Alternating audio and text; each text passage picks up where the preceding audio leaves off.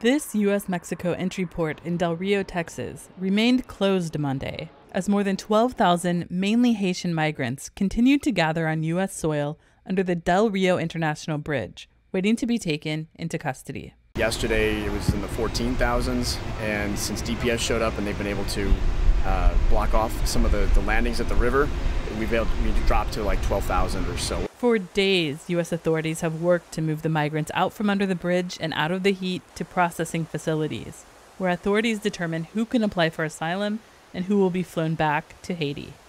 Many of the Haitians who made it here say they have been living in Brazil and Chile, some since the 2010 Haiti earthquake. They took the long trek to the U.S., encouraged by word of mouth that now was an ideal time to try to cross the border. One man said he had spent the past several months in Mexico on the Guatemalan border, kept there by the Mexican government.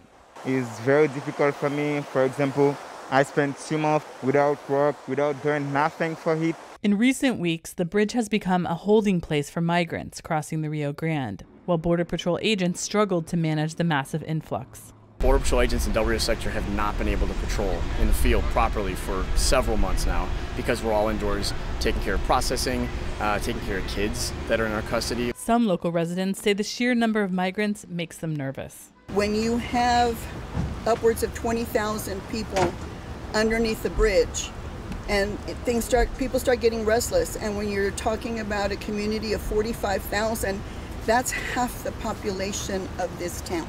Guylaine Youssef with the Haitian Bridge Alliance, a migrant advocacy group, says the Haitians are following the law. One thing I'm hearing a lot of people saying, oh, they are coming here illegally. No.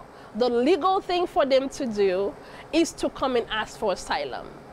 And that's what they are doing. But what's happening is that the United States is refusing to provide them access to get that protection. The U.S. has flown out more than 3,000 Haitian migrants and has scheduled more flights in coming days, in what some are calling the fastest large-scale expulsion of migrants in U.S. history.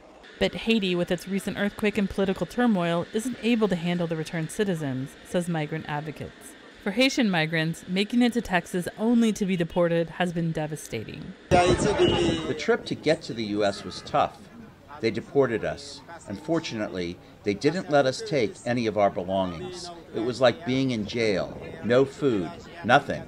Those who are returned to Haiti are given $100. Their dream to live and work in the United States seemingly over. Deana Mitchell for VOA News, Del Rio, Texas.